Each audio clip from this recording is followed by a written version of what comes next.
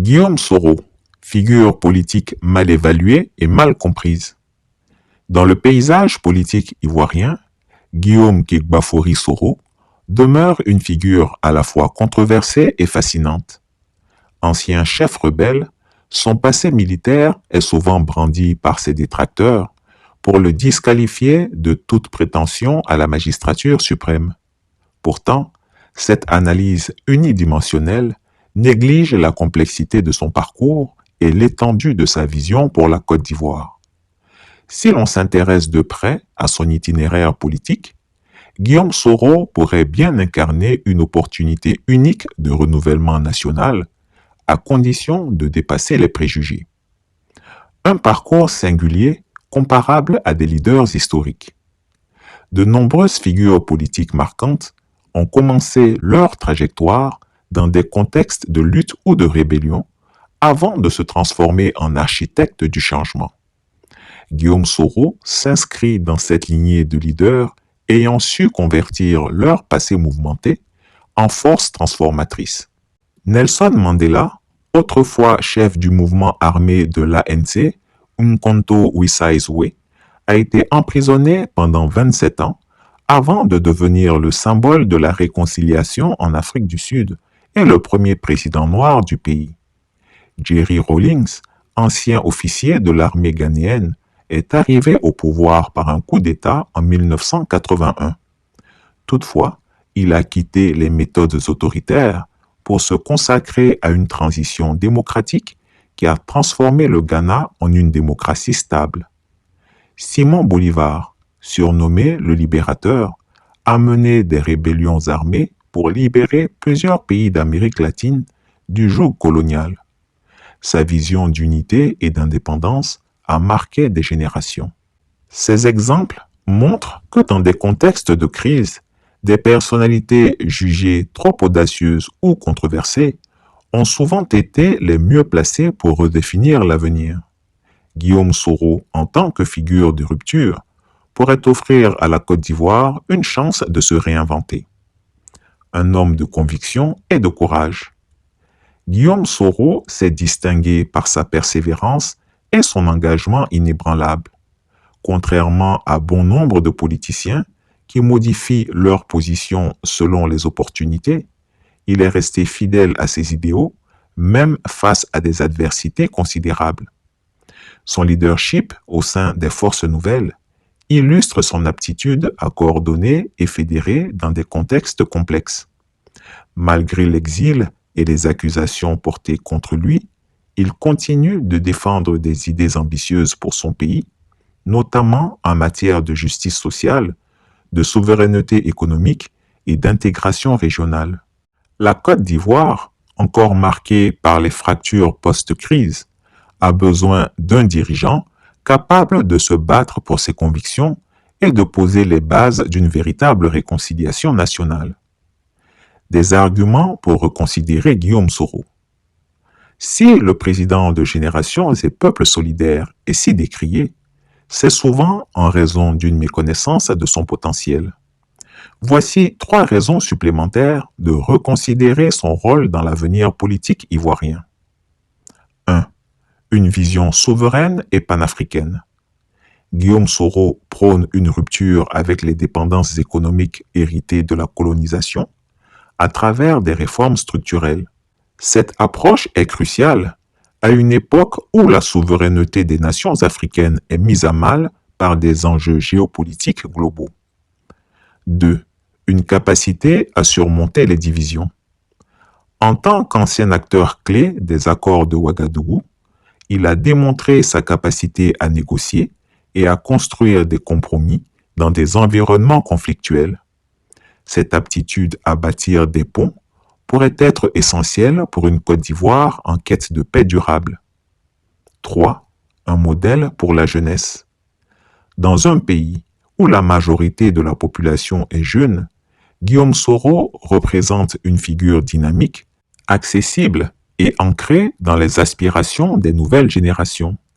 Ses discours en faveur de l'éducation, de l'entrepreneuriat et de l'inclusion sont autant d'atouts pour construire un avenir durable. Les défis à relever pour Guillaume Soro. Malgré ses points positifs, Soro ne pourra prétendre au rôle de rassembleur sans affronter certains défis majeurs. 1. Reconnaissance et responsabilité. Il doit reconnaître les erreurs commises dans le passé, non seulement pour apaiser les rancunes, mais aussi pour inspirer confiance et renforcer sa crédibilité. 2. Un programme politique clair. Il lui faut transformer ses idéaux en politique publique réaliste et chiffrée, répondant aux attentes immédiates des Ivoiriens, notamment en matière de sécurité, d'emploi et de développement rural. 3. Surmonter les stigmates de son passé rebelle. Une stratégie de communication efficace est essentielle pour expliquer son évolution personnelle et politique. Il doit montrer qu'il est désormais un homme d'État mûr, prêt à gouverner avec sagesse. Conclusion. Une opportunité pour la Côte d'Ivoire.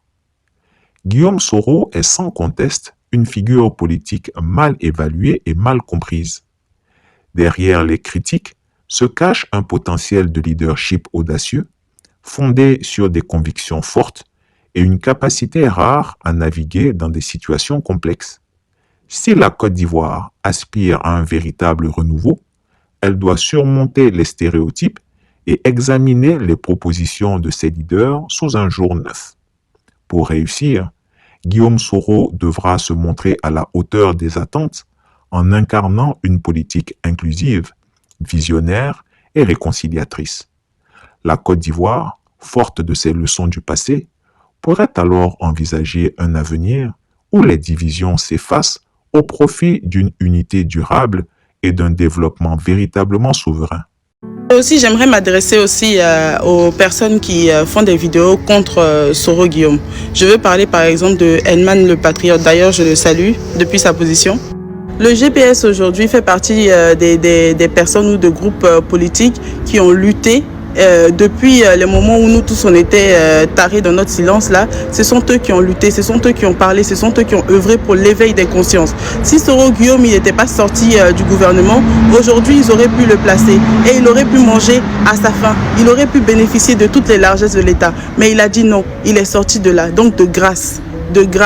Là n'est pas le combat en fait. Si vous voulez, après 2025, on parlera de tout ce qui s'est passé dans le pays, on mettra tout sur la table pour en discuter, mais là, ce n'est pas le moment. L'union de l'opposition, c'est ce qu'on demande.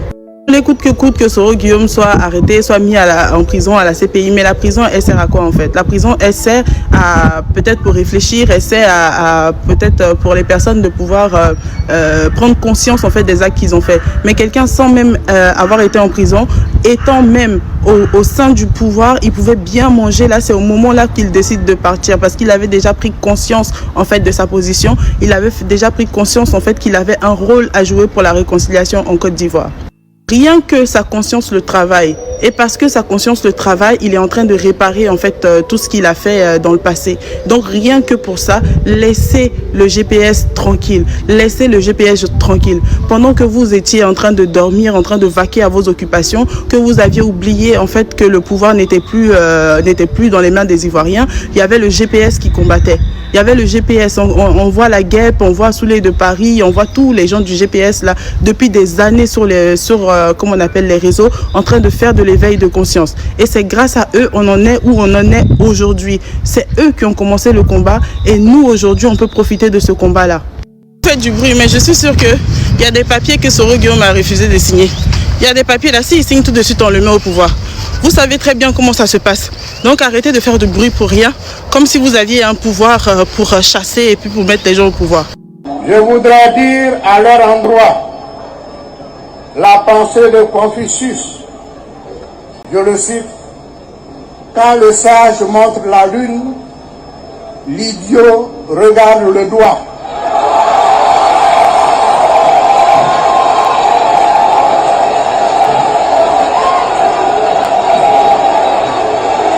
Je m'explique.